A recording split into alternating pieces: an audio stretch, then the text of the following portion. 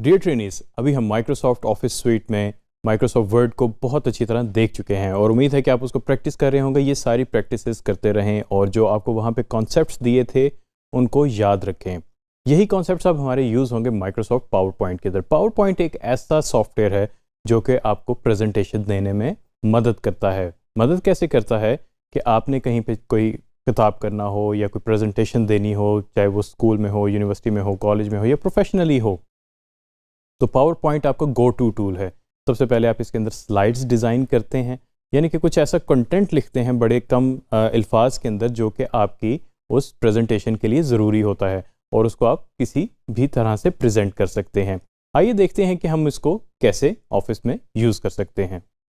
Well training, जैसे हम पहले माइक्रोसॉफ्ट वर्ड को स्टार्ट कर रहे थे, आज हम सिलेक्ट करेंगे एप्लीकेशन पावर पॉइंट। मेरे पास क्योंकि प्री इंस्टॉल्ड है, उम्मीद है कि अब आप सबके पास भी इंस्टॉल्ड होगा।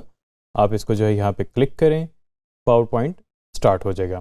अगर आप नोटिस करेंगे कि इसकी लेआउट जो है बिल्कुल माइक्रोसॉफ्ट वर्ड जैसी है। ऊपर टेम्पलेट्स आ रहे हैं, न्यू ब्लैंक प्रेजेंटेशन, नीचे recents, favourite, shared with me, सारी चीज़ें आपके सामने एग्जैक्टली माइक्रोसॉफ्ट वर्ड जैसी आ रही हैं। न्यू पे क्लिक करेंगे तो आप न्यू टेम्पलेट या ब्लैंक प्रेजेंटेशन से स्टार्ट कर सकते हैं। अगर ओपन पे क्लिक करेंगे तो आपकी जो हिस्ट्री आ रही होगी वहाँ से आप कोई सा भी अपनी प्रेजेंटेशन ओपन कर सकते हैं। हम स्टार्ट करेंगे आज ब्लैंक प्रेजेंटेशन के साथ। सबसे पहले तो इसकी लेआउट मैं आपको बता दूं। आप नोटिस करेंगे कि इसके अंदर भी कुछ रिबन्स माइक्रोसॉफ्ट वर्ड जैसी हैं, लेकिन कुछ इसमें ख़ास रिबन्स हैं, जैसे डिज़ाइन है, ट्रांजिशन है, एनिमेशन है, स्लाइड शो है और रिकॉर्ड है। ये वो रिबन्स हैं जो कि स्पेसिफिकली पावर पॉइंट के लिए डिज़ाइन की गई हैं। इसमें आपके पास पेज के बजाय जो है स्लाइड होती है और सबसे पहली जो स्लाइड होती है उसको हम कहते हैं टाइटल स्लाइड। आप नोटिस करें होंगे यहाँ पे लिखा आ रहा होगा क्लिक टू ऐड टाइटल। यहाँ पे यानी कि आपके जो भी टॉपिक है जिस पे आप प्रेजेंटेशन देना चाह रहे हैं वो आप यहाँ पे मेंशन करते हैं। लेट्स से आज हम लेके चलते हैं डिजी स्किल्स को ही।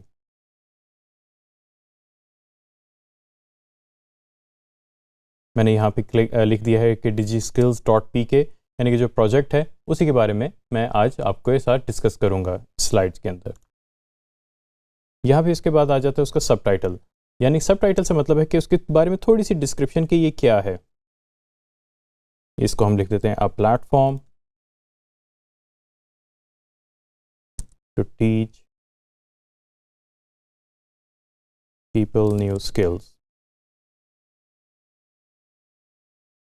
अब आप नोटिस करेंगे कि इसमें सिर्फ मैंने दो चीज़ें लिखी हैं, एक तो उसका मेन टाइटल, उसके बाद उसका सब टाइटल। इससे आपके जो ऑडियंस है उसको क्लैरिटी मिलनी चाहिए कि किस चीज़ पे आप बात करने लगे हैं और उसकी क्या मौजू होगा या उसके अंदर थोड़ी सी डिटेल आपकी क्या होती है। इससे उनको आइडिया मिल जाता है कि वो प्रिपेयर होते हैं मेंटली। आगे हम चलते हैं तो आप देखेंगे कि यहाँ पे लेफ्ट साइड पे जो है मेरे पास थंबनेल आ रहा है, ये इसी स्लाइड का।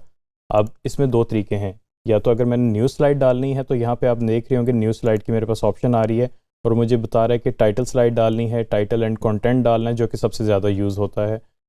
यही आपका मोस्टली कंटेंट शो कर रहा होता है। उसके बाद आपके पास टू कंटेंट है, यानी कि साइड बाय साइड दो टेबल्स आ जाएंगे आपके पास, उसके अंदर आप अपना कंटेंट डाल सकते हैं। कंपैरिजन भी आता है, टाइटल भी होता है और ब्लैंक भी आप डाल सकते हैं, यानी कि अगर आप बिल्कुल ही कस्टम बनाना चाहें।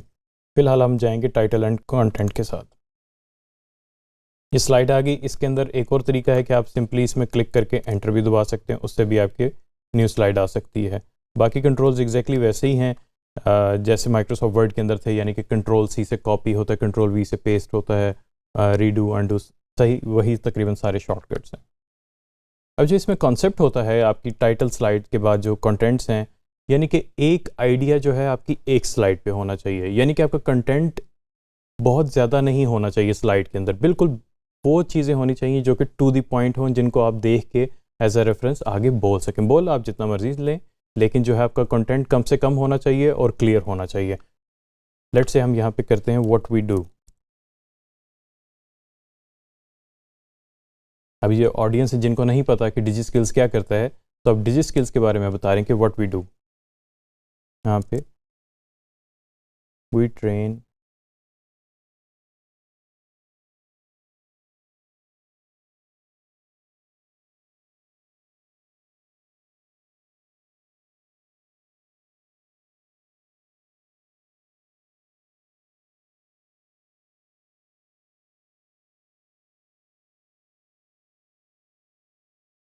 अभी आपके सामने मैंने एक छोटी सी स्लाइड बना दी है व्हाट वी डू। इसका मतलब है कि हम क्या कर रहे हैं, हम जी ट्रेन कर रहे हैं वीडियो कोर्सेज के ज़रिए, और जो है वो ऑफ़र हो रहे हैं, ऑनलाइन ऑफ़र हो रहे हैं, और उसके बाद जो है आपको सिर्फ एक इंटरनेट और मोबाइल या फ़ोन डिवाइस इस तरह कोई चीज़ चाहिए हो।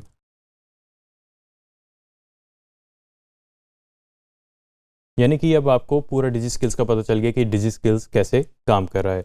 तो ये एक कॉन्सेप्ट है बेसिक, जिसमें आपको ये आइडिया हो जाता है कि आपने क्या कन्वे करना है और कम से कम बुलेट्स के अंदर कन्वे करना होता है। और मैं इसलिए बुलेट्स पे ज़्यादा डिटेल नहीं कर रहा क्योंकि हमने माइक्रोसॉफ्ट वर्ड के अंदर ये चीज़ें पढ़ ली हुई हैं। तो अगर आप नोटिस करेंगे तो उसी तरह ही टूल्स आपके सामने फेमिलियर हैं माइक्रोसॉफ्ट वर्ड की तरह के, जिनको आप यूज़ कर सकते हैं। कुछ इसमें नई चीज़ें होंगी, वो भी हम डेफिनेटली देखेंगे। ये तो हो गया हमारा बेसिक स्लाइड का। अब हम इसके आते हैं इंसर्ट में। इंसर्ट के अंदर अगर आप नोटिस करेंगे तो यहाँ पे हमारे पास शेप्स हैं, इनको भी हम यूज़ कर सकते हैं अपनी स्लाइड्स को बेहतर करने के लिए। मिसाल के तौर पे हम ये पकड़ लेते हैं शेप। अगर आप शेप सेलेक्ट करते हैं तो उसके बाद आपके पास एक नई आ जाती है शेप फॉर्मेटिंग की। शेप फॉर्मेटिंग में आपके पास कुछ प्री डिफाइंड सेट्स होते हैं, कलर स्कीम्स होती हैं जो कि आप सेलेक्ट कर सकते हैं, या अगर आप चाहें तो अपना कस्टम भी कर सकते हैं। उसके बाद आपके पास ये शेप फिल है। शेप फिल में आप जो है शेप का जो इनसाइड का कलर है वो चेंज कर सकते हैं, और शेप का आउटलाइन जो है, इसका मतलब है कि उसके जो लाइन बॉर्डर और जो शेप फिल होता है इसमें अलग होते हैं।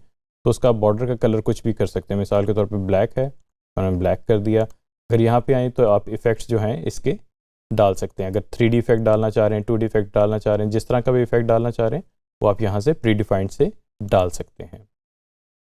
इसी तरह अगर हम मज़ीद इंसर्ट में जाएं तो हमारे पास आइकॉन्स की भी ऑप्शन आ जाती है।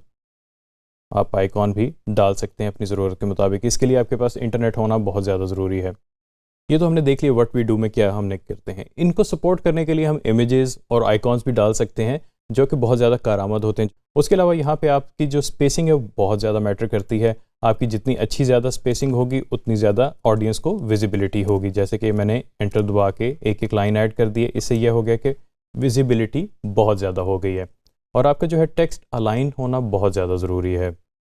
सो ट्रेनीज, आज हमने देखा कि माइक्रोसॉफ्ट पावर पॉइंट को हम किस तरह यूज़ कर सकते हैं, बेसिक लेआउट देखी, और कुछ हमने की कॉन्सेप्ट्स लिए कि हमारी प्रेजेंटेशन हमने किस तरह प्रेजेंट करनी है, किस तरह हमारा टेक्स्ट लिखा होना चाहिए, किस तरह क्लियर और कंसाइज बात होनी चाहिए।